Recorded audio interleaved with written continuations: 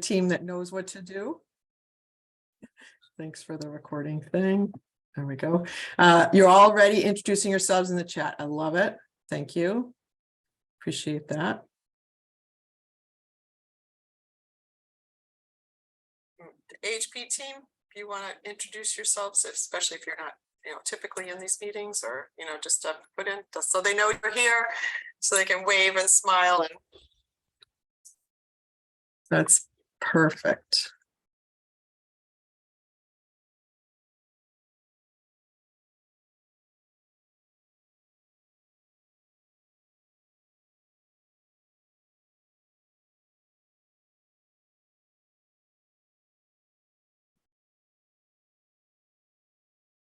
All right, we're 7:01. We're looking pretty good. I'm looking at Renee and Jana. Can we start?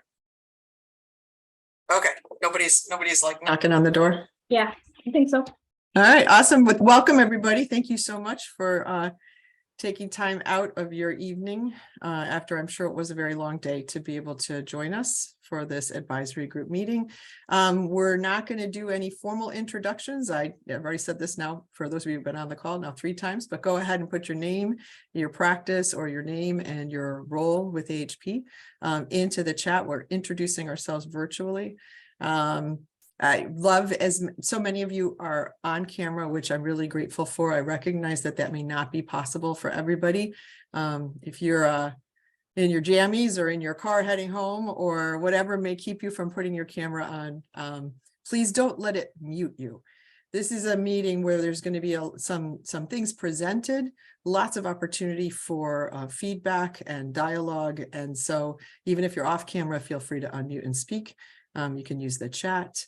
I'm thinking of this as much more of a facilitated dialogue tonight than a lot of formal presentations.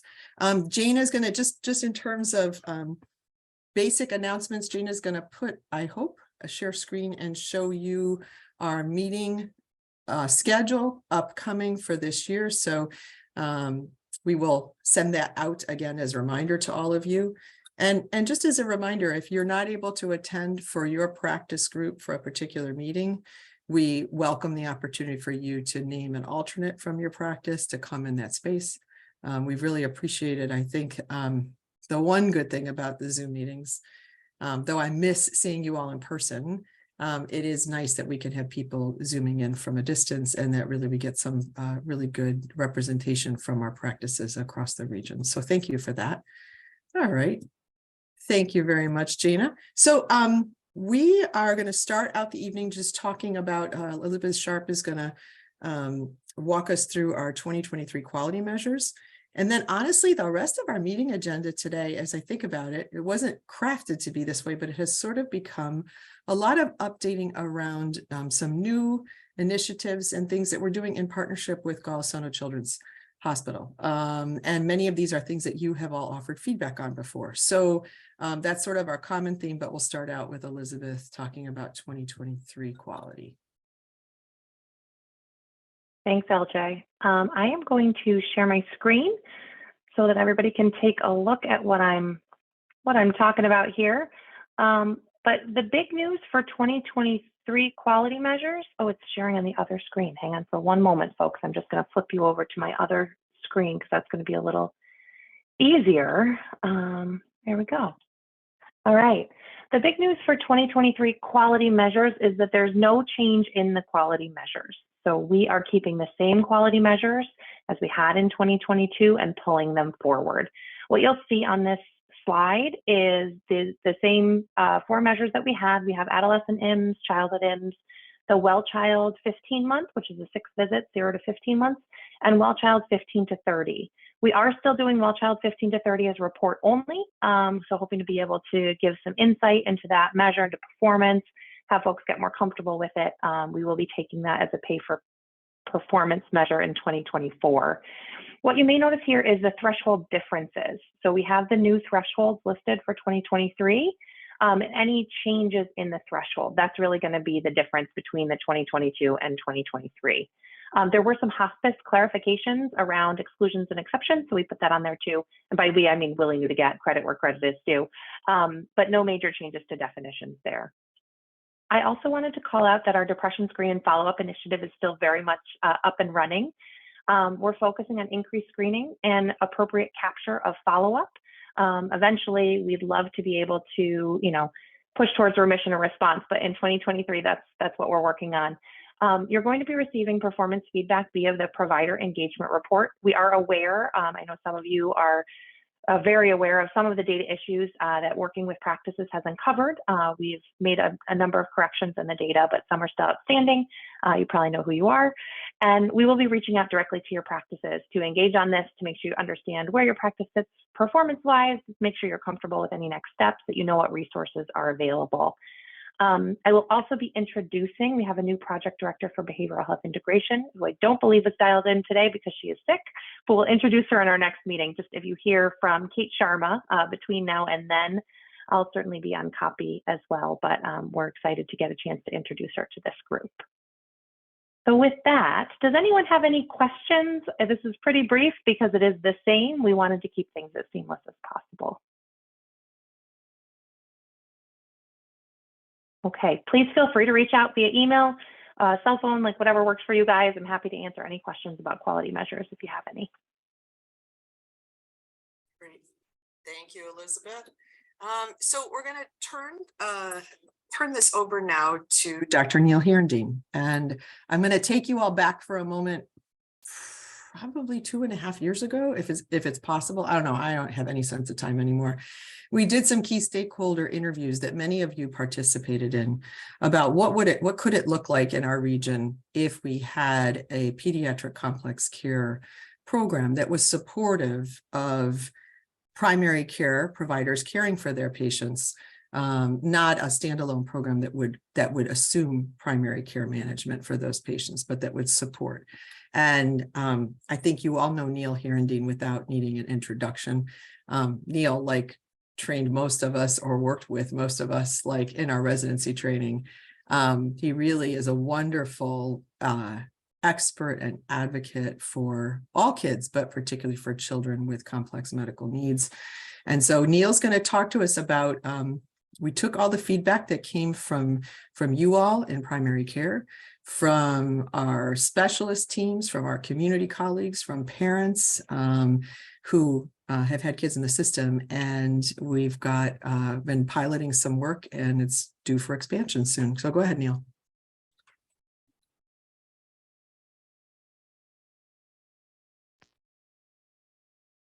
Neil, if you're talking, you're muted.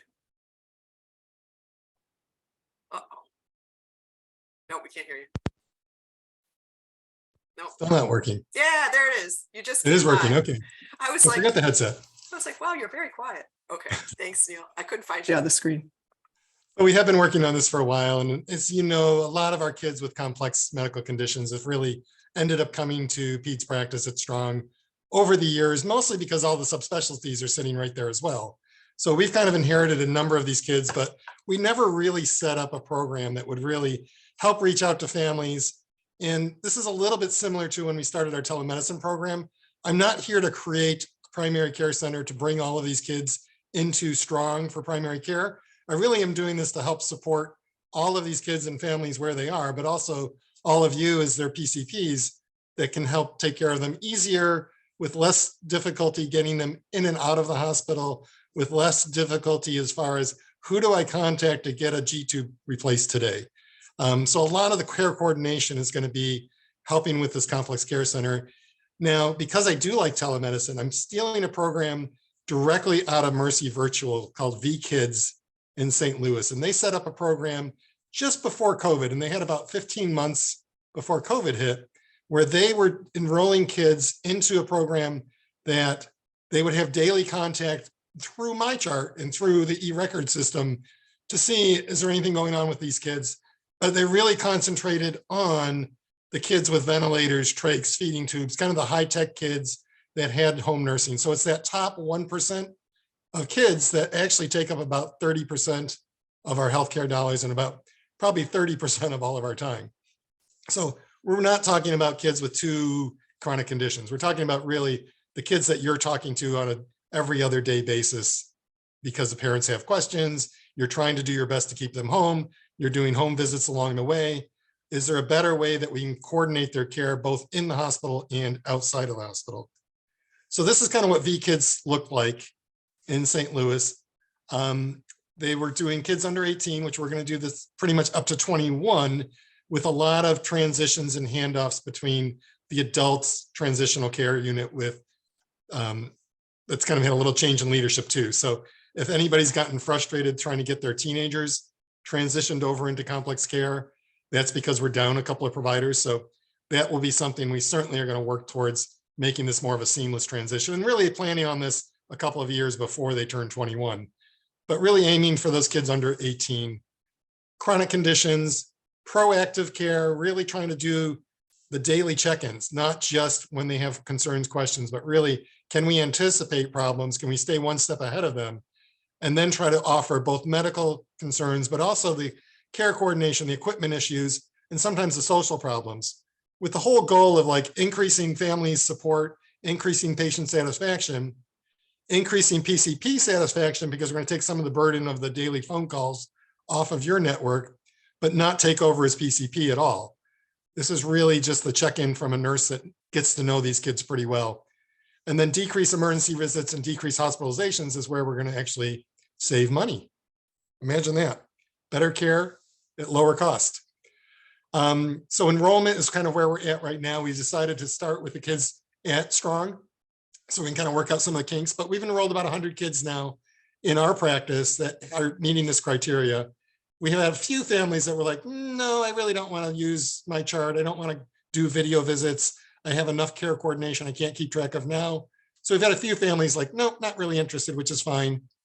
The preventive care, we're really doing that daily check-in. So it's checking just with a MyChart message. Of that, if they send a message back, we have an RN, a care coordinator, and an APP, Amanda Savona, and myself kind of as the medical backup for that. So if we need to do a telemedicine visit, we can link in, take a look at the kids, make some changes, all of which will get communicated back to the PCP as well. So we're not operating 24/7. Some programs do. We aren't quite there yet, or may not be there for a couple of years. But 8 to 4:30 during the weekdays. Most of the assessment's going to be more just video, but we're working on, can we get stethoscope, otoscope, a more enhanced video connection that we can use to really assess some of these kids. So for now, we're kind of using their home oximeters and their home nurse to be able to kind of transmit some of their physical findings.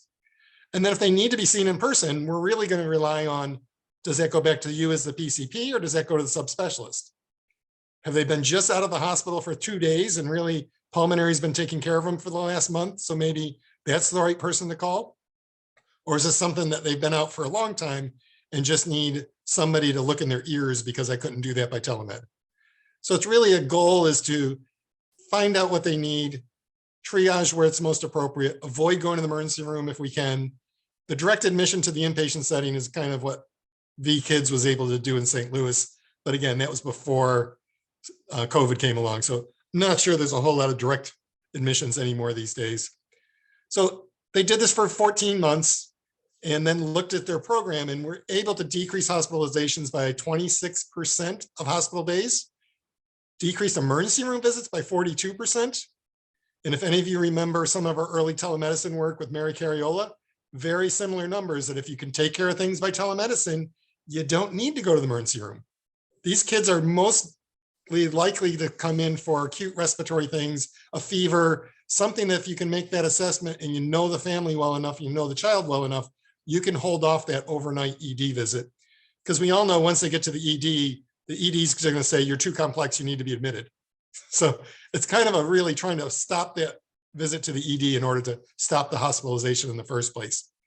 Satisfaction from patients, loved it. A few people were having some difficulties with the connectivity. And then monthly charge decrease. This is where it really makes no sense not to have implemented this 3 years ago, but St. Louis showed $7,000 per member per month for these kids. And that's mostly less PICU days and less time that they really had to share. So that's kind of it in a nutshell. What we're trying to accomplish is that big cost savings. The program itself will pay for itself once we figure out how to do some of that monthly care coordination codes. If anybody's been trying to bill for those, you found out probably in January that they changed all the CPT codes for complex care management at home. So if you have families that have a nurse at home and a parent that you're contacting with phone calls, with nursing time, you can charge for that care coordination monthly. And now they're actually switching the codes so that you can charge for it for every 30 minutes of time. So we haven't got Excelis to say, oh, please start billing us for these. We haven't worked with MVP yet, but that's our goal, is to figure out which codes we can and can't bill for, and then how can we coordinate that. So we've kind of at this point starting to enroll some of our PICU and NICU discharges, because they are clearly coming out with lots of technology and parents that really are feeling uneasy about how do I manage this child at home. And then we'll start opening up to community referrals for those kids that you've been taking care of for the past 20 years, maybe 18 years. The 20 years, we'll send them up to adult transition care. But for the last few years, we'll see if we can help. And again, the goal is to maintain PCP relationships, but offer some of that care coordination on a day-to-day basis. So Neil, I'm going to lead off the questions, and then I would love people to ask questions. Can you talk a little bit about, so you've built out your team now to be able to deliver this care. You've been piloting it with the practice team. One of your team members is on here, and I just realized that. So Alyssa Powell, I wonder if you just want to, like, if you can be on screen and wave and say hi, or I'll just announce that Alyssa Powell is the program manager, and she's actually on the call today. And so she is someone that hopefully you all will get to know in that space. But I guess I'm curious if you can talk to the group a little bit about what other ways will you use to kind of bring the care team, the broader care team together for these kids and include the PCP in that space. I know there was talk about a couple of collaborative visits a year. Maybe you could talk about that a little. Yeah, so most of these kids with home nursing orders and CD pass orders, it's every 6 months that we have to recertify for that. The paperwork that goes with it is usually 10 pages, with including an up-to-date, medication list, a lot of things that we need to go through. So trying to get a 6-month review visit that we can do virtually with the family, but virtually we can also include the PCP. If anybody, the subspecialists, want to kind of jump in, so we can set some care map agenda type of items. So if you kind of grew up in the 80s, everybody was using care maps back in the day. We're trying to get back into that for complex care. Is like, is there things that we should be identifying? Can we go over like families identifying their needs that haven't been met recently or have questions coming up? Trying to do that in a 6-month when they're not sick, when we're not worried about what antibiotics we're using, but really to talk about, are we meeting your child's needs? Are they doing okay in school? Do you have equipment? Why haven't you replaced the battery in the Hoyer lift that's overhead? These are all things that happen, and parents just accept it because they don't know who to turn to. So trying to really be there for the families to set those agendas at least twice a year, and trying to make that available so that when we set the agenda, having the PCPs be able to video in while we're having that meeting would be really wonderful.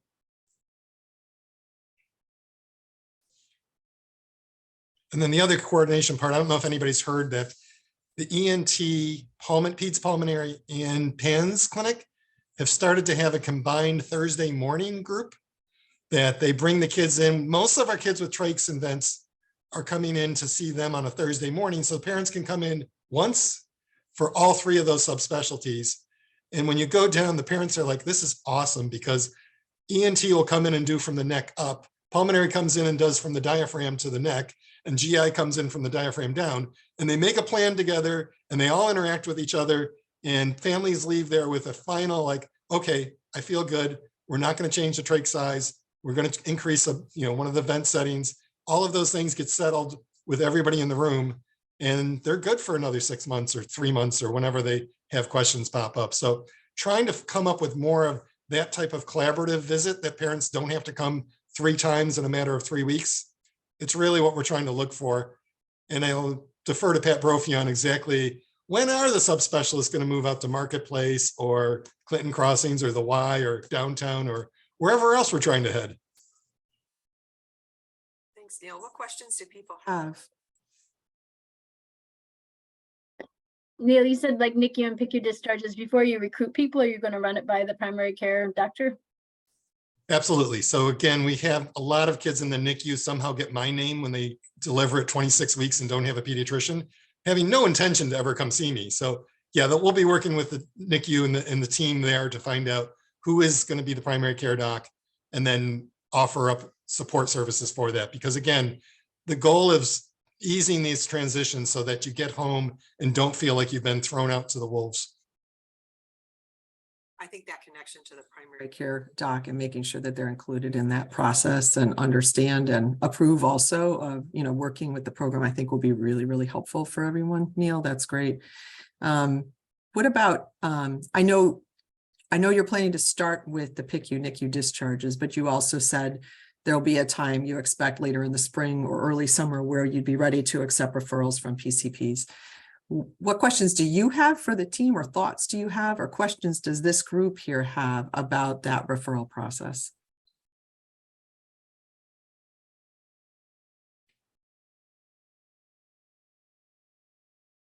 Just wondering, like specifically, I'll ask a better question. Should people plan to, will we send out some kind of messaging when that service opens? Will it be piloted with a few, practices first to see how this works? What are you thinking, Neil? Yeah, we have a brochure that we're going to be sending for families and to the PCP groups. We have an intake form, of course, because people want to but mostly it's going to be general knowledge. It's not going to be fine details with a lot of medical questions. We can get that out of eRecord. Most of these kids all have subspecialty care that they're being already seen at Gullah Sound Children's. So when we do an intake with the family, our end is going to go over most of those questions with the family and not be looking for a lot of details from the PCP, except for what help can we give you? I mean, most of that's going to be, what is it that so far you've needed to find a resource for? What challenges have the family had? And the other part is, if you're wondering, is like, well, what if they're not in that top 1%? They're in the top 4%.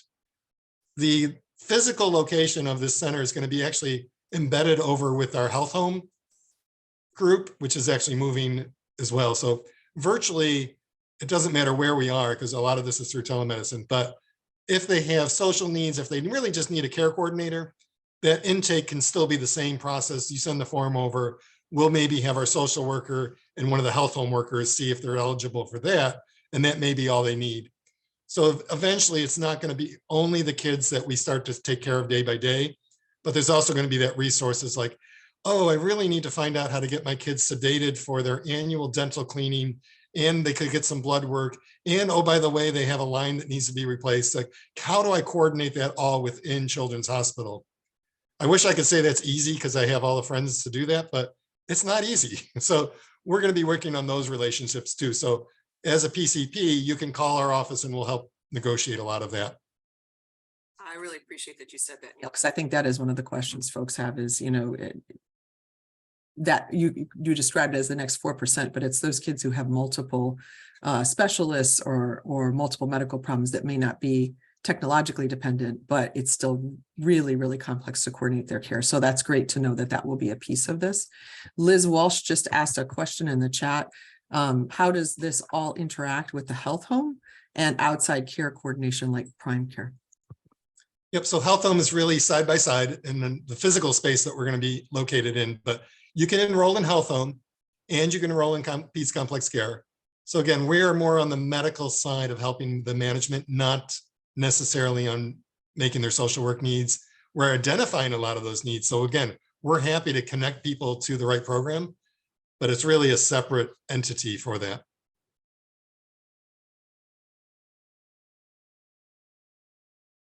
What's the general feedback from the team? Do you feel like we are hitting the mark on what you were hoping to get from a complex care program? Do you have suggestions, feedback? It's still an evolution, so it's a nice time to offer feedback.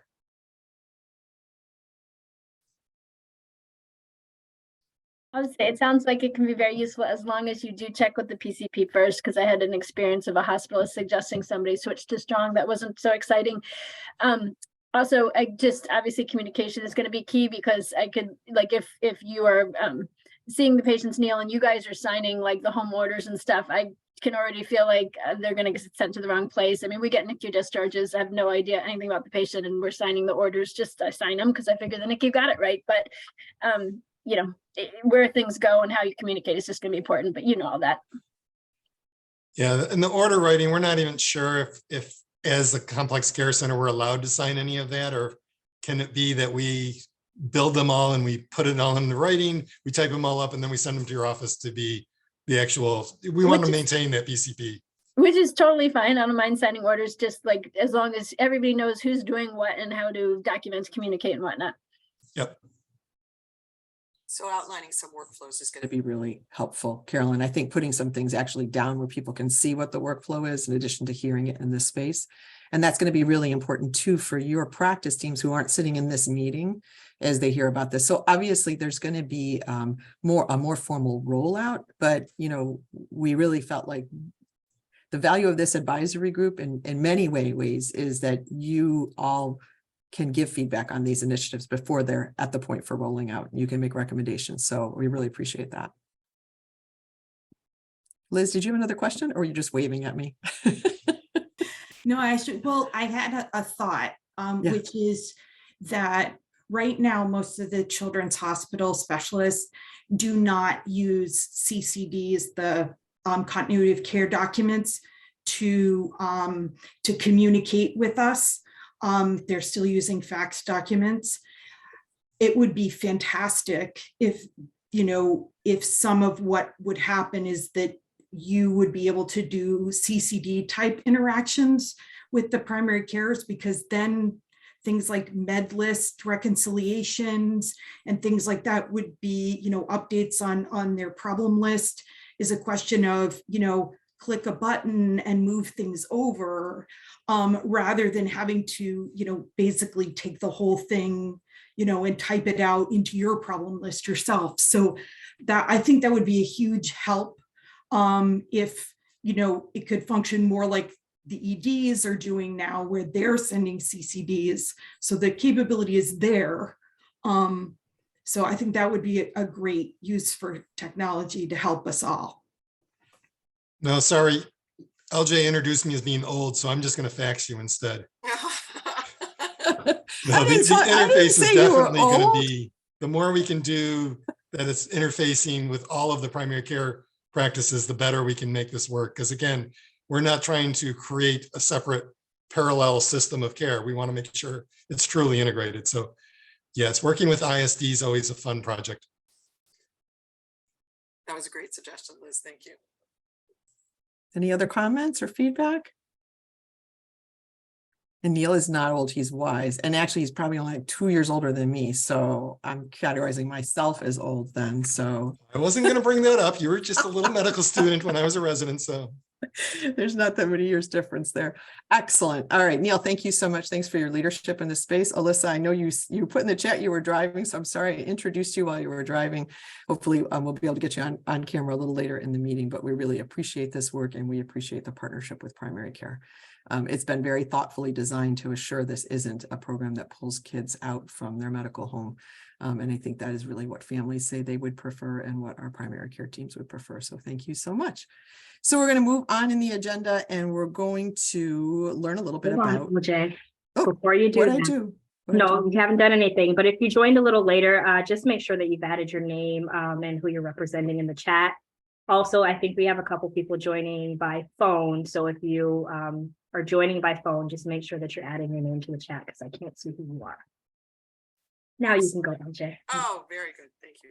Thanks for that. It's like a public service announcement. Thank you, Jana. So we're going to move on to talk about an HPV opportunity for enhancing our work in that space. And I'm going to turn it over to Cindy Rand and just say, Cindy is like a national expert in this space. Like it's like having a treasure in your backyard that I think, I know we know this, but I don't think we acknowledge it enough. So Cindy, we just want to thank you for the care you provide for kids in our community and the leadership you give in the space of clinical research that really has an impact on our practice. Thanks so much. I really appreciate that. And it is interesting because I've done a lot of work around HPV vaccination, but not in Rochester. So it's really nice to bring what I know and what I've learned kind of home to hopefully help practices to work on this issue. So I'm just going to talk very briefly about this new project that was funded by the National Cancer Institute that's focused on reducing HPV-related cancers. I know there have been some initiatives in the community already from the AAP and from the American Cancer Society, and I've worked with both of those projects.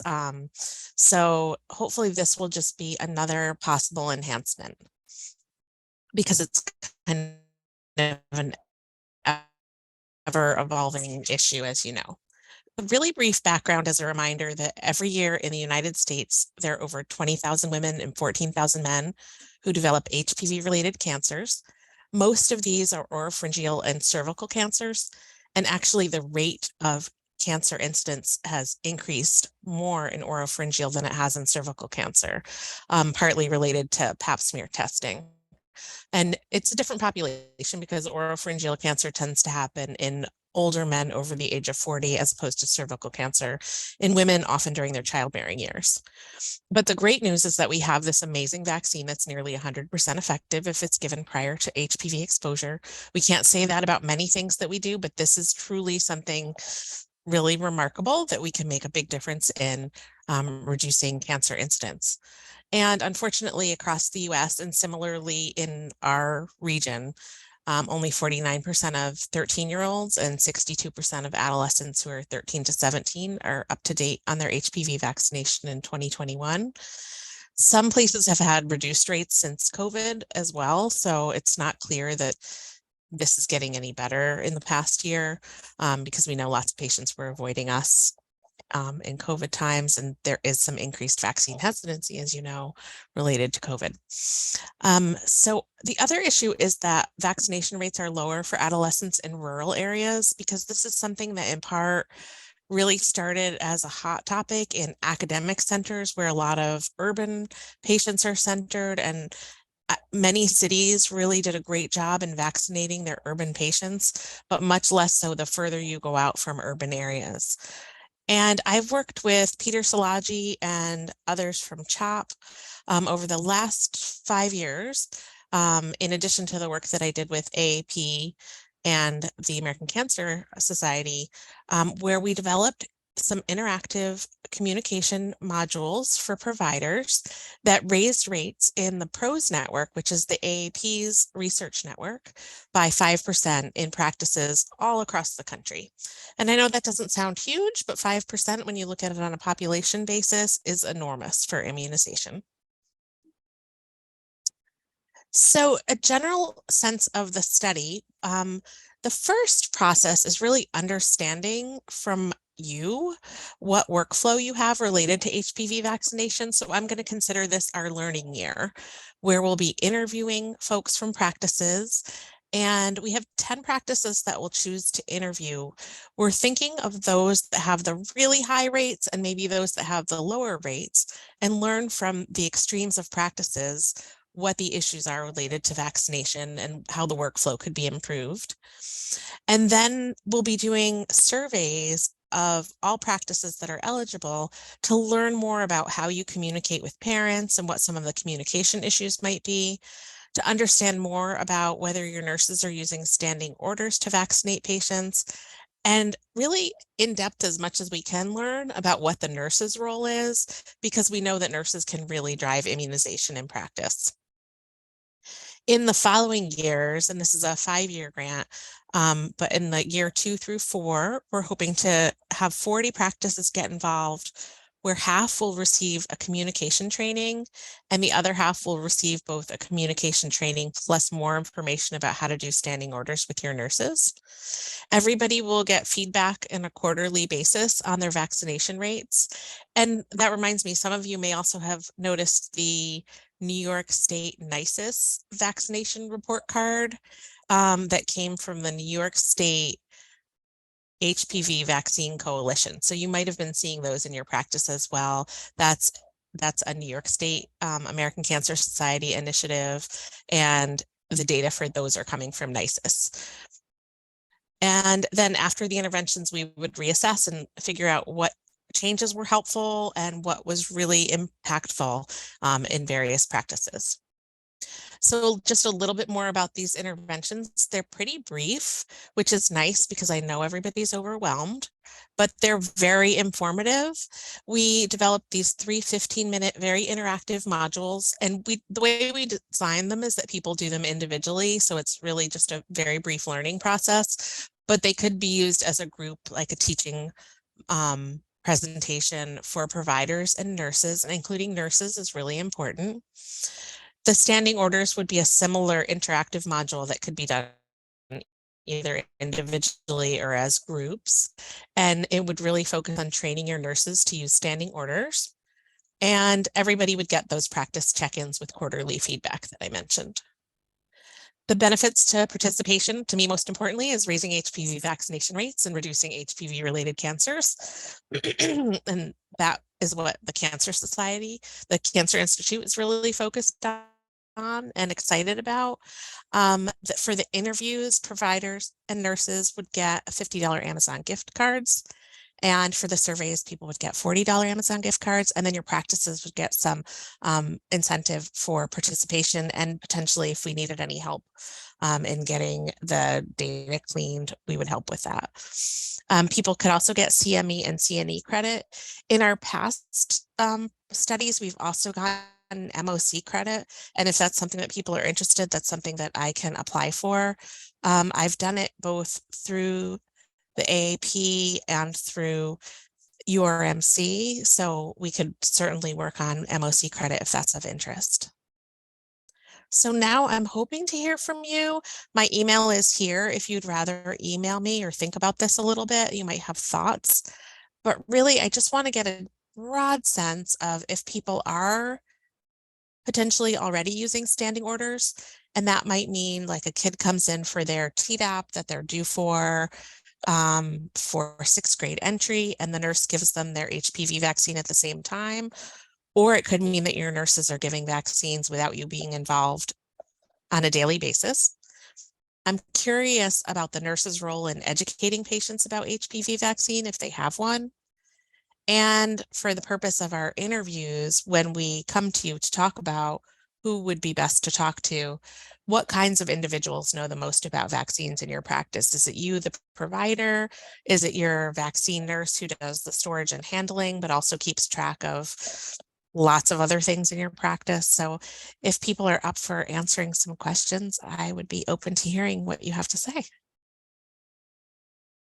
So feel free to unmute. And Cindy, I do want to just say, because you're sharing screen, you may not be able to see this, but I saw a bunch of heads nod when you talked about the opportunity to apply for MOC credit. And Doug Bennett put in the chat that that would be great. So I think that that's Okay. that's such a valuable thing for our primary care teams to get MOC credit for something that's practical and helpful in the practice space. Terrific. Does anybody want to share what they're currently doing or any answers to Cindy's questions?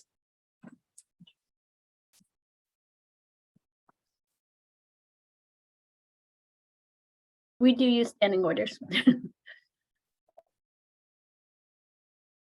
Are So there I think, other? oh, go ahead.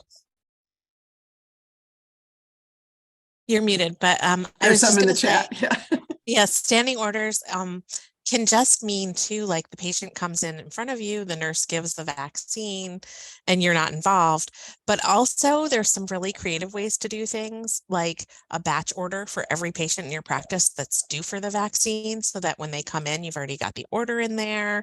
And those are the kinds of things that I'm going to want to get your impressions about. Is there something that we can help in the workflow to just make things easy, and so you're not forgetting those booster doses? Somebody becomes newly eligible and they happen to be there, maybe there are other things in the workflow that would make it easy.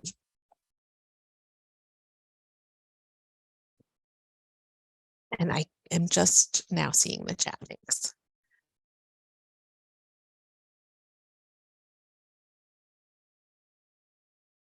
RNs are hard to find as staffing goes. Yeah. And LPNs can't do standing orders, obviously. Right. For New York State, in other places, LPNs can, and even MAs can. Once we cross a state line. Right.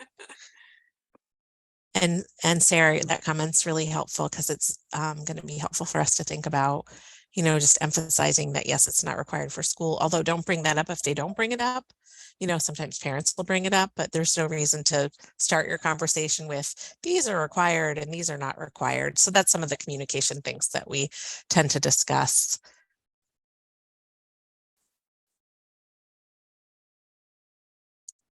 Terrific. Well, it really helps to know that we'll work on MOC. And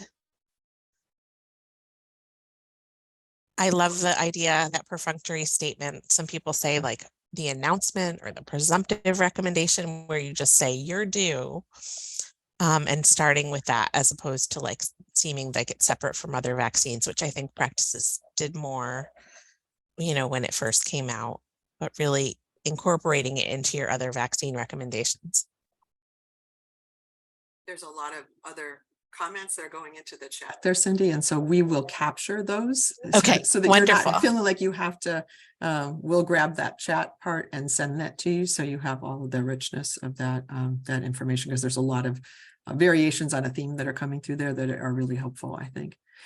Cindy, when it comes time for recruiting, I know initially you're looking for 10 practices, I think it was, right, in year one for the interviews, and then we'll be surveying as many of you as we can to really get the breadth of what everybody's doing. So I think sometimes, different practices have just a great idea that hasn't been spread to others, and we want to know if that's the case.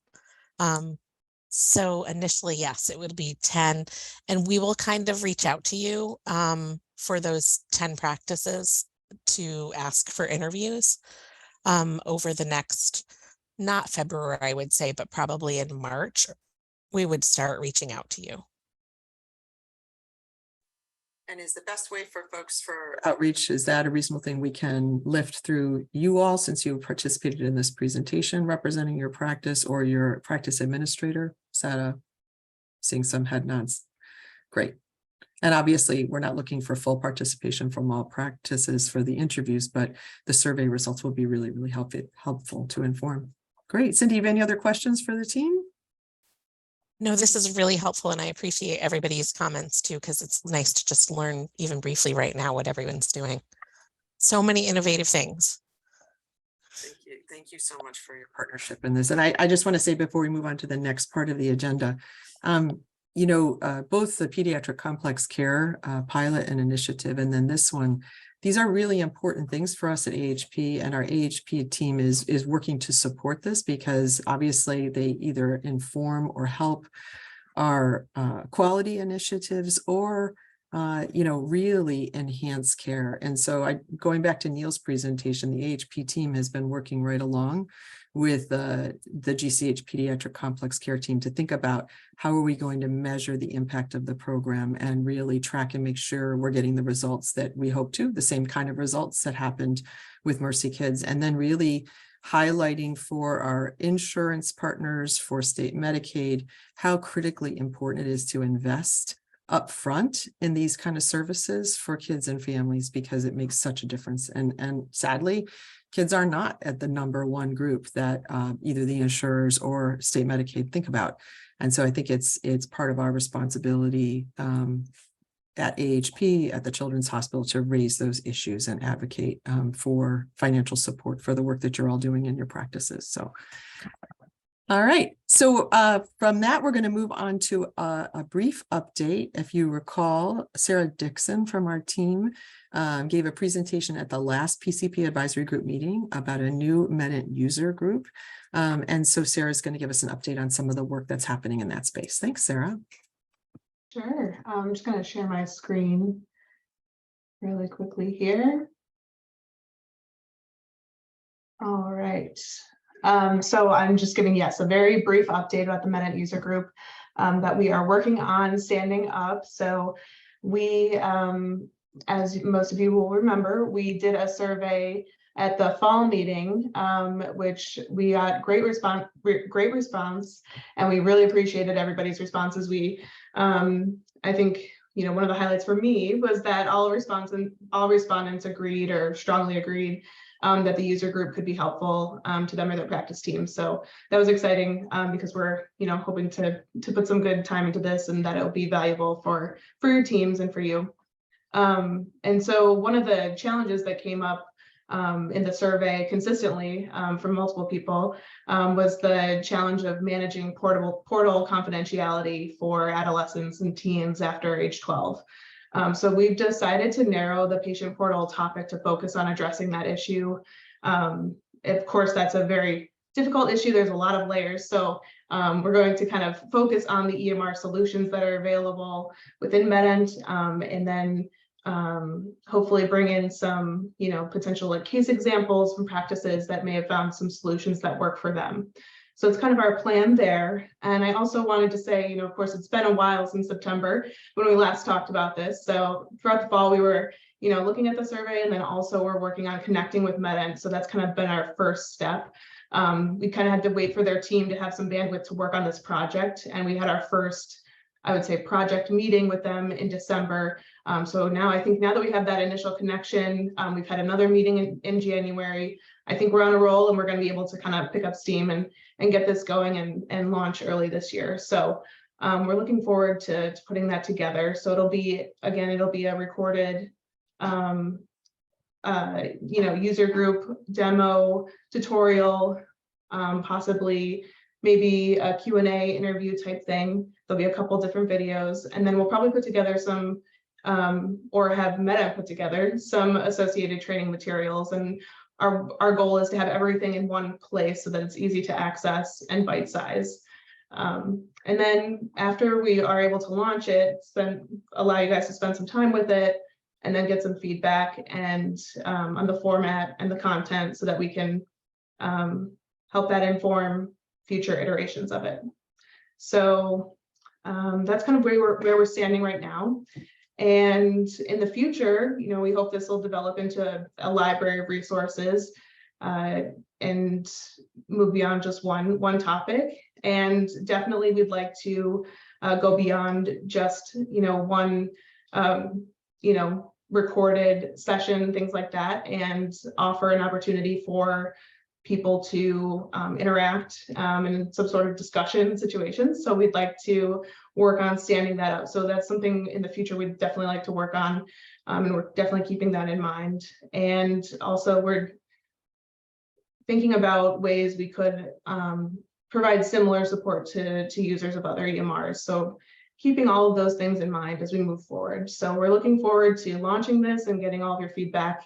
And that's my brief update on the MedEnt user group. If you have any questions or ideas or feedback, you can always reach out to me. Excellent. Thanks, Sarah. Mm-hmm.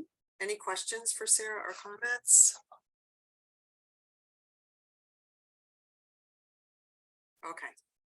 And so I'm just doing a quick check-in with the AHP team that's here. We're going to move into sort of a roundtable discussion now with Dr. Brophy and on a number of topics. There's space in that conversation if our primary care teams have anything they want to bring to that space as well. But I'm just doing a quick check-in with the AHP team. Anyone have anything else they want to add before we move to roundtable discussion? Nope, I'm seeing shaking of the heads. Excellent. Okay, thanks everybody. All right, great. So Pat, there you are. You're in the very bottom of my screen there. So this is sort of a bittersweet roundtable conversation. And I'm grateful that Pat, I'm grateful all along that Pat has joined this group and joined in many opportunities to partner with and listen to and get to know our primary care pediatric and family medicine community. And so I was grateful that he was able to join us tonight. I feel certain that you have read the email that we lifted through University of Rochester and from Pat about big changes that are coming for him. We are super sad, that's an understatement, to see him leave, and incredibly grateful for the leadership he has shown and the things that we've been able to move forward with. And I'm going to turn it over to him to talk about his plans and the transition And then we really want to spend some time really talking with you about some things on the horizon, because the one thing I can say about Pat is he may be getting ready to move to another area, but he hasn't stopped trying to promote and solidify some of the work that we started that got stalled by the pandemic. So we've got some good things to share in that space. So Pat, go ahead. Thanks, LJ. So the first and foremost, I just want to say thank you for you all letting me be part of the community and really trying to help focus our efforts on improving care for kids and really focusing on our mission to help every child reach their fullest potential. And I know there's been challenges along the way, but we're not unaccustomed to that as pediatricians. And I think, you know, obviously and family practice doc, anybody that looks after kids, I mean, it's a tough go in our country right now. It's a tough go around the world because kids don't vote. And, you know, it's up to us to continue driving this forward and driving our agenda forward. I think, you know, 5.5 years ago, if you asked me what I'd be doing now, I'd be saying I'd be doing another 5 years right at the helm here.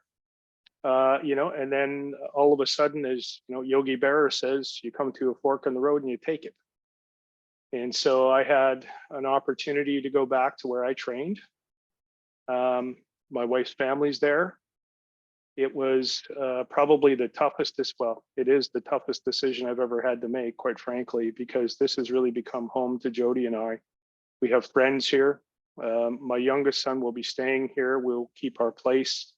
My oldest son is in Indianapolis, and my wife informed me today that she's retired, and it doesn't matter where I am in winter, she's not going to be anywhere where it's cold. So I'm not really sure what that means, but I'm getting a hint. Anyways, what I can tell you, though, is that the number of things that we as a community, that we as a group of folks that look after kids have done over the past 5.5 years has been inspirational to me. And to watch the ups and downs and all of the things that we went through together, I think has made us stronger and has made our resolve even more focused on what we need to do. And all I can say is resilience. And to me, that's a word that means probably more than most people would think about it, because I've had other issues where resilience has really become important in my life directly. But to us as a community, what it means is we have to continue driving our mission forward. When I spoke with the team here, my senior leadership team, we talked about opportunities. We talked about driving the agenda forward. And what I can say is, and I hope this will come out next week, because I was hoping they had a plan before they announced I was going, but you know, they didn't. And this is apparently the way that they work. But I believe Dr. Jill Halterman will be the interim. And that is a great thing, in my opinion. I've advocated for that. She is, as you know, a very consummate professional, and also will keep our sticks on the ice, will keep us driving forward. There are things in the hopper that I have asked for and have advocated for. I could tell you we will have a new chief of Peds Hemonc. The group has expanded. I'm very pleased with that. Our bench in subspecialists has been significantly improved over the past 5.5 years. We've had a net recruitment of specialists of about 65 now. I've actually offered 3 positions this week, and we've had 2 accept. And so it continues to be a juggernaut, and our biggest challenge will be space. So as to Neil's comment about you know, the Marketplace Mall and the downtown area, well, like all things with the university, it takes different iterations, and I'm not sure where it's going to fall out. But I could tell you the Marketplace Mall will be a 3-phase approach, and we will have sleep, GI, and allergy, immunology, rheumatology out there to begin with. After that, we will try and move as many of our outpatient focused practices, subspecialty practices, to one area, so it can be one-stop shopping for our kids, our families, and our providers. There will be a few that will remain on site. Again, we're space constrained. I do have some commitment over the next 5 years that they will actually add 2 floors to the children's hospital, which is desperately needed. We were well in excess of our beds over the triple-demic.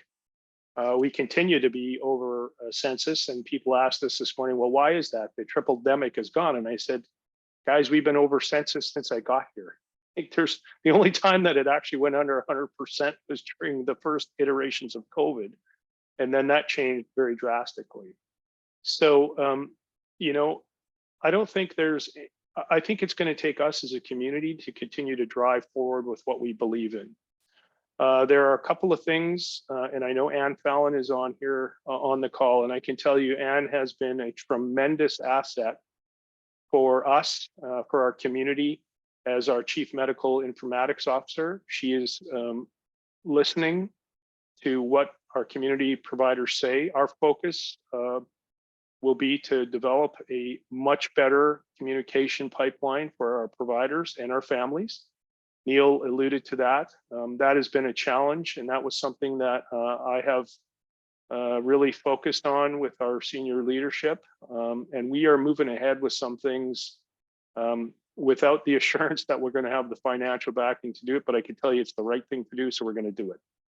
And we will use philanthropy dollars in that space if we need to, at least in the short term. But these are things that we must do for our community. You know, when I arrived here, I think there'd been a schism with our community and the hospital, and that was for a variety of reasons. I think mostly because people were focused on buildings. But I can tell you the community, and this goes back to the ground principles, at least from my perspective, it's always about the people. And it's always about how we try and interact with one another. The decisions that we've had to make have been tough. And I don't always agree with the decisions I have to make, but I have to look at multiple different aspects of where we're at and what we need to do and how we need to support our community going forward. One of the, I think, really important things is that I do want to focus on our one system of care. That has become a lot more of an opportunity now that we have different leadership at RGH. And I think we as a system have been able to model this in the past, and we can do it again. So my hope is that before I leave, we're able to actually really in spirit, but also in implementation and practicality, walk in step together. Because the battles that we are going to have to wage are coming. And we're just at the beginning of them, I feel, with healthcare in general, but also pediatrics specifically. Over the next couple of months, I'll be focused on trying to solidify some of those initiatives we've had. I know Ann has been working very hard to make sure that pediatrics and child health has a seat at the table. We have really tried to infuse pediatrics across senior leadership in many ways, and sometimes that's been a little bit by force, but it's important for us to have that because people forget that we exist. And I know it's hard because we live in this world, but it is the facts that we have to deal with.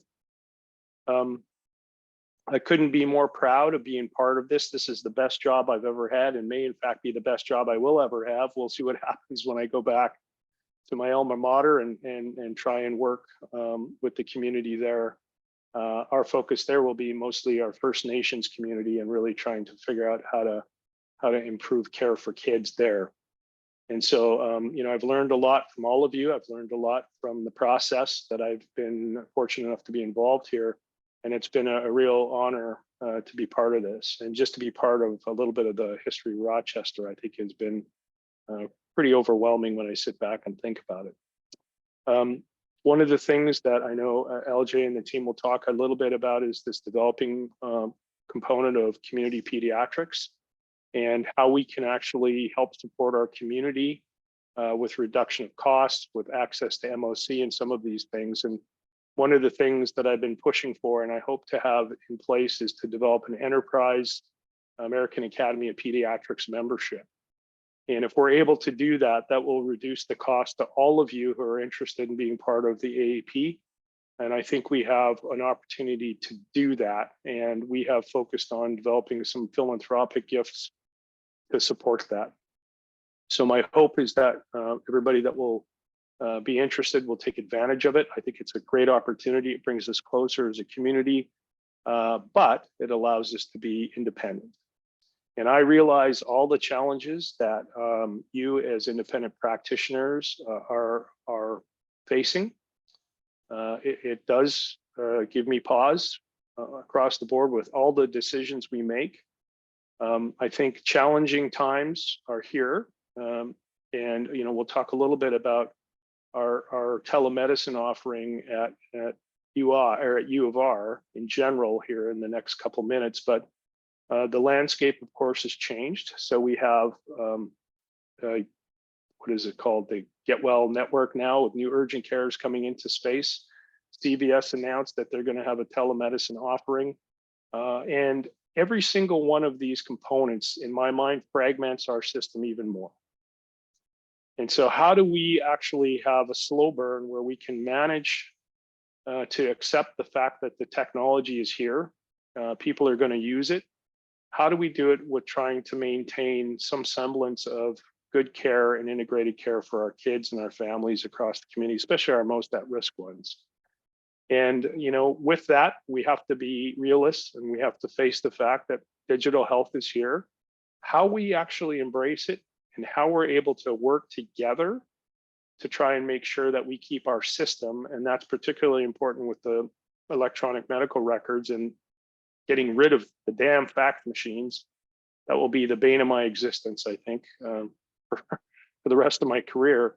But I think having us engaged with this communication, having LJ and her team at AHP, having our colleagues at GRIPA, having our senior leadership team, who I hope will remain intact, and I'm sure it will under Jill, to move things forward, and having, I think, really innovative people like Dr. Fallon in this space who really gets it, who can actually communicate with people. How can we do better for our kids, right? That's at the end of the day what we got to be doing. And so we will be launching the telehealth opportunity. It will come to pediatrics. The adult side has done this. They've actually opened up statewide. It's been very well received by the community. And initially, where there was a lot of hesitancy on the part of our providers, but they have now started to embrace it as well as a pop-off valve, particularly with the emergency department being full. So there's a lot of circumstances. There's a lot of alignment issues that are coming. I guarantee we'll make mistakes in this space, and I'm going to apologize for that up front. We're going to need you guys' help to guide us through this process.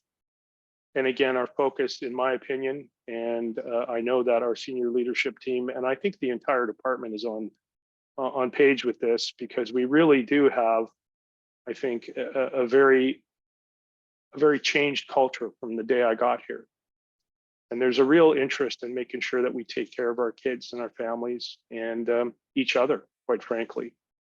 And I hope that you will all realize that the decisions that we've made in the past, through COVID, through many things, have been focused to try and support you as a community of providers. Again, we make mistakes, and I'd be the first to admit that. But we need this open dialogue as we move forward, because there will be trials and tribulations that will come forward. But together, I have no doubt that we will become stronger, because after all, this is Rochester and this is what we do. And we have a proud tradition and a proud history, and we can't let that go.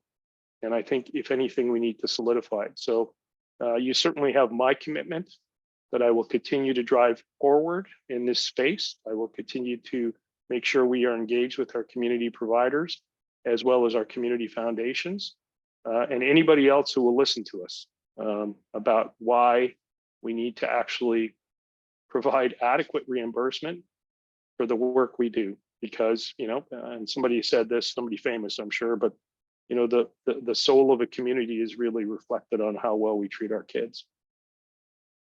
I believe that to my core, and I always will. And so anyways, I want to thank you again for the privilege of being part of the community and your support. So. God, if we were in a room, people would clap, but we're in the Zoom room and it's never very effective, but I think you can put your hands up. You can like use your emoji, whatever you want to do. There you go. Renee's doing that. You're getting that from Renee. Woo. We'll do a little jazz hands for you. Thank you for contributing to the soul of our community and for all of us. I just want to say that there's a really nice message from Carolyn Cleary in the chat there, if you didn't have a chance to see that. So we have two things that we want to talk about in our last 25 minutes together. The first is a tricky topic. Pat gave us an introduction to it, and it is about the emerging multitude video on demand type of modules that are being offered from for-profit companies, from local insurers. Rochester Regional has launched one. And as Pat said, UR has had their module that they did in the adult space that has been opened up broadly to the community now. So before we launch the conversation, Pat referenced Ann Fallon a number of times. I don't know how many of you know Dr. Fallon. So Ann, I wonder if you could just introduce yourself, because people may know you from your hospitalist role. Go right ahead. Yeah, I was just going to say, I think that while I haven't met most of you, I see many names that I know from patients that I have cared for in the hospital. So I'm Ann Fallon. I'm a pediatric hospitalist, and I came to Rochester in 2018 originally, and have been working at the U of R since 2019. And have found my way from being kind of a full-time clinical hospitalist into the world of medical informatics over that short period of time, under some mentorship from Lauren Bruckner and others. And when she left the institution, was very fortunate that Pat gave me the opportunity to step into the role as the Chief Medical Information Officer for the Children's Hospital.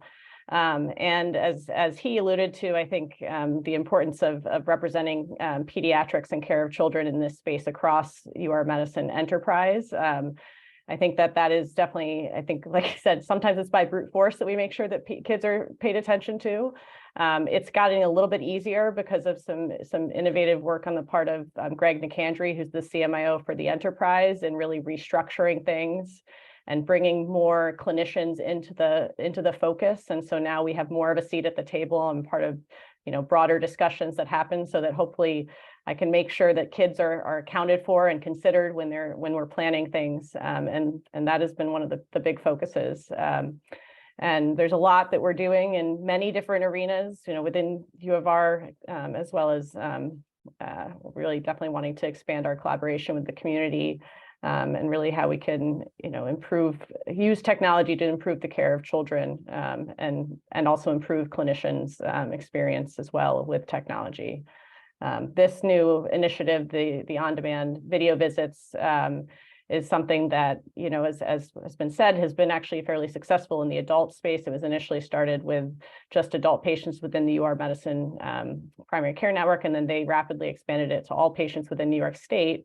We, with LJ, and I think Sarah Collins McGowan is on as well, and Pat, have really advocated for making sure, very, very, very sure, that we have a good communication and collaboration with our community providers, because we know, we've told them many times, it's different. Things are different on the pediatric side. The way that primary care functions is different, in terms of just the volume of patients that are being seen outside of U of R versus inside of it, and we need to make sure. And even within the U of R, it's very important that closed loop communication happens, that the need for that our pediatricians all think about how to make sure they can get patients into the office to be seen when they need to be seen, and make sure there's slots available. So we're really trying to make sure that the approach to on-demand video visits is very thoughtful and deliberate, and that we do everything we can to ensure closed loop communication.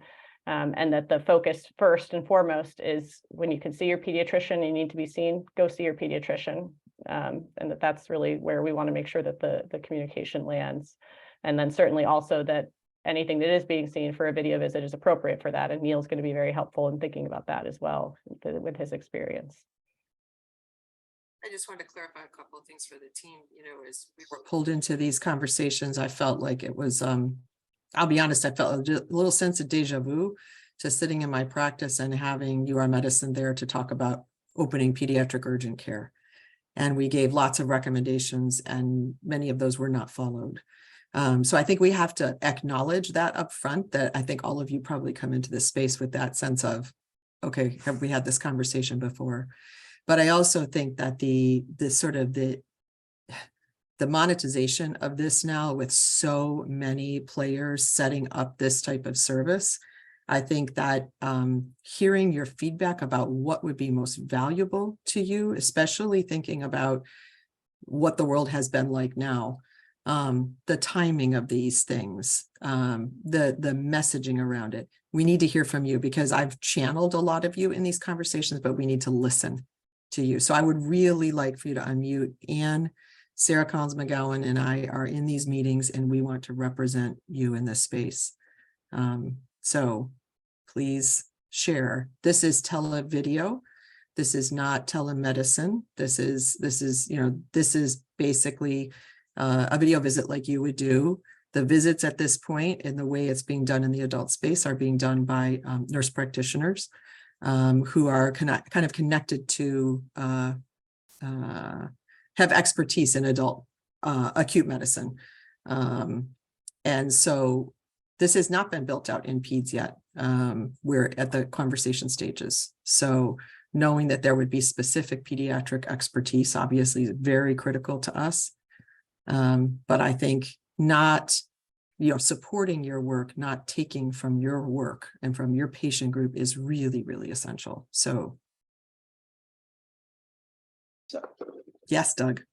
So I think it's important to have some of the community pediatricians there, not just you communicating for us. And we need to sit on the committee. We need to be in person, not just doing Zoom videos. I mean, this is the first time I'm hearing a little bit about it. So I'm a little concerned about how it's going to affect our patient flow and how we're going to get feedback. So if we're still in the planning stage at this point, which I hope it is, we need to be at the table. And it doesn't have to be me, it can be anybody, but we can't just be on the side, and hopefully we're being represented appropriately. We need to be there, because it's going to affect our bottom line down the road. We already seeing people going to well now, and every time how many times can I say it can go anywhere, but don't go to well now? But you can't say we got to make sure we're involved so we can get that going. Great, thank you. I think that's a great point, Doug. Part of the conversation why we're having this is to try and figure out how to keep things as cohesive as we can.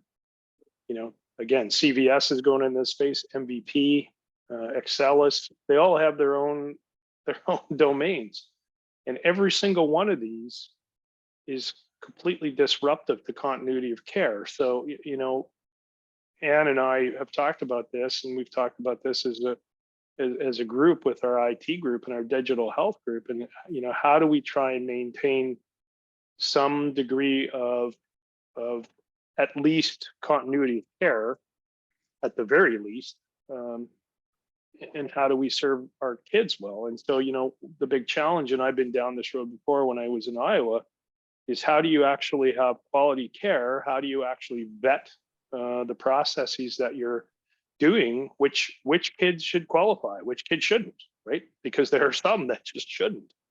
If you're under 6 months, I mean, there's some challenges. And so, I think having quality wrapped around that is exceedingly important. And then having the ability to communicate back to providers, to you all, becomes really important. And that's where the medical record comes into play. And I know Anne has been working in a few different spaces to really try and facilitate that. And we have to do it. I mean, we just have to do it. I just don't see any other way that we can make sure we're part of a community without doing that. Otherwise, it's going to be a free-for-all. We got people from New York City that are happy to come in here and do mental health telehealth and every kind of different telehealth, Google, Amazon, all these guys. So how do we as a community, understanding that the technology's here, how do we mitigate poor quality? That's really the key for me, quite frankly. So Doug, I'm hearing what you're saying though too about this, the impact on bottom line, and we've talked about this. You can't siphon off acute care visits from a pediatric practice and assume that they can survive on behavioral health, mental health visits, complex care, and it's not going to happen. So I'm not taking it as you volunteered to do this, but if there are a couple of people who would like to be present for these conversations. You're now an acting corporal, Doug. No, I Okay. in the chat or email me. We don't need a ton, but we do need a couple of people who can really articulate that. We have been making those points, and I think it's really important that we have representation. Other comments? In all full transparency, I just want to bring this up. The medical enterprise at U of R is in financial trouble at the moment. We're not as bad as some of the other major health centers, but I can tell you, when you get into these situations, people don't necessarily think about the unintended consequences, right? What they think about is keeping the lights on. And so while I understand that, I think from a leadership perspective, there are different ways you can approach this. One, you can be bold and do something out of the box, which is probably what I do. That's why I'm not the boss of the institution. But I think you have to be careful. People are used to they're used to doing what they've always done. And I'm not sure that's going to work in the current environment for healthcare. Increasing the number of patients you admit is probably not going to do it, particularly with Medicaid. Every percentage rise we have in Medicaid, we lose another $312,000. And so, it's a law of diminishing returns. So I think we're going to have to start thinking differently in this space. And, at the end of the day, when you get people who are looking at the bottom line only, they're not thinking about unintended consequences. So, just to be transparent and realistic, that is certainly a threat and a possibility. So I think the louder our voices, the more consistent it is, and the more unified it is, the better off we'll be. So there's a number of you who messaged in the chat. Thank you so much. I will reach out back to you tonight or tomorrow, and then we'll pull you into a next meeting on this. And I really appreciate that. And I think if there's other suggestions people have, we can make it clear who's the team that's going to be representing. And you can feed us comments, thoughts. Feel free to email me. I will share this with, share your comments with Anne and with Sarah and with Pat as well. So I think stay tuned for more. It is not like launching tomorrow, Doug. Like, just to answer your question, like, you hope it's like really not a set thing yet, but there is a request for the GCH pediatric practice to pilot this. And I don't know if you all are aware, but Sarah Collins-McGowan is now medical director. She's been working with Neil in a transition period. Sarah was at Genesee Pediatrics, and Sarah has been a very loud advocate for what's important in primary care, what's quality care, and what kind of impact this would be on independent practices as well. So it's a strong team that we'll have. And so we have about 10 minutes left. And in that 10-minute window, I want to show you 3 slides because I think that the timing of this, we really wish all of the COVID impact and everything had not sort of stalled our movement on establishing an infrastructure whereby our primary care practitioners could really have a consistent, strong voice, not just through AHP meetings, but in other venues. But we're ready to launch this now with Pat's support. And so I am going to share my screen. And I'm just going to walk you through this because I want you all to be aware, and I want to recruit your participation. So I apologize. I got to get, I can't get into the slide sharing mode because my computer is not letting me. There we go. So basically, we are ready now to introduce and launch GCH Department of Pediatrics Office of Community Practice. And I want to explain to you the ideas behind this and get your participation, yes, and your input in how it moves forward.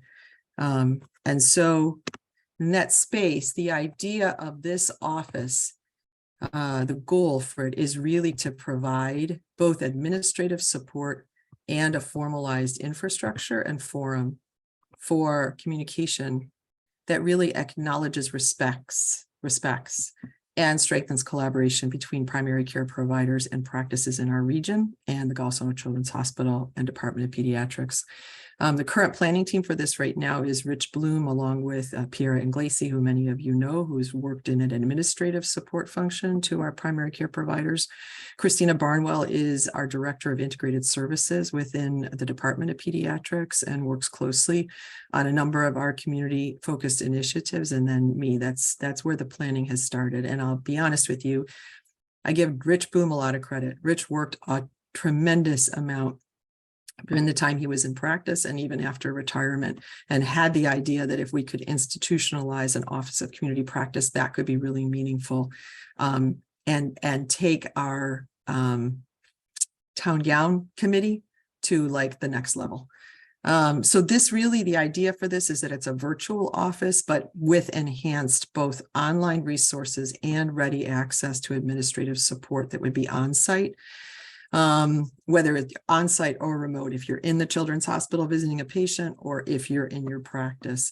And it really would provide facilitation of the clinical appointments in pediatrics with administrative assistance for certification, recertification, and privileges, shared educational opportunities, and MOC activities, credits, all of that kind of thing. So a lot of the administrative stuff, shoring that up a little bit more. Enhancing the website functions for primary care providers, just making that all easier. But more importantly than that, I think, is to provide, again, a forum for communication, problem solving, and relationship building. And in that space, the way we see that happening is through establishment of a community practice advisory board. This is the Town Gown 2.0. But I would say 2.0 plus. So we want to convene a first meeting of this advisory board by April 2023 and have a quarterly meeting cycle. This will have representation from you all, from independent practice providers who care for children, pediatric and family medicine, but also from our colleagues who are in primary care across the community, Jordan Health and our FQHCs, Rochester Regional and our regional partners. And in that space, we have to have key leaders from GCH who are representing hospital leadership, specialty services, education, and there is dedicated administrative support. We have that now for the scheduling, communication, and then the actual execution of agreed upon priorities. And that's a piece we didn't really have in the past with Town Gown. We think that to make this really work efficiently, there needs to be potential subcommittees. And I just put a possible list on there of some subcommittees, because to make the work go forward, it can't be just quarterly meetings, right? And so many of our retired or emeritus child health colleagues are really interested in a space where they can volunteer, where they can have an impact and work with our teams. There definitely is work to be done around education and training and how primary care providers are acknowledged and recognized for that. Communication and collaboration around patient handoffs and transitions of care is huge. And potentially a subcommittee on appointments and MOC. These are not definite, these are ideas, and this would be very much influenced by your feedback. So the next steps, Rich is pulling together with Piera a survey of primary care practices to get your feedback. We'll be recruiting for the Community Practice Advisory Board, and that board will select a practicing provider. Rich is very excited to serve as a co-leader for this inaugural year of this, but we want to have a practicing provider from the community who serves as a co-leader on this work. And I don't qualify as a practicing provider. I will be supporting this work and making sure that it happens and it moves forward, but that is not me. That needs to be someone who's in practice. We will be setting out a first year agenda with that team and with the advisory group. And so that's really what I wanted to share with you. We have tried to get this going for a number of years, actually, I think, and the time is now. And it, to Doug's point, Like when we have this group established, there's no question about where questions come to about the next whatever video on demand thing there is, or the next iteration of something with the electronic record or anything. Like that team is there, has a presence, and our specialists and our leadership team know where to go. So that's what we're hoping to do. If you have any feedback or comments, I was not watching the chat. And I don't know if there was anything, but I'm going to take a look. So feedback, comments, concerns.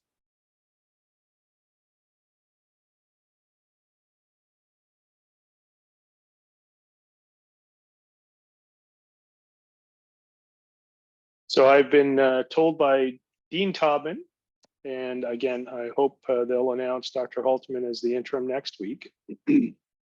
But LJ and I think maybe several of you are on this call. They are going to continue to drive the resources forward for child health in our community.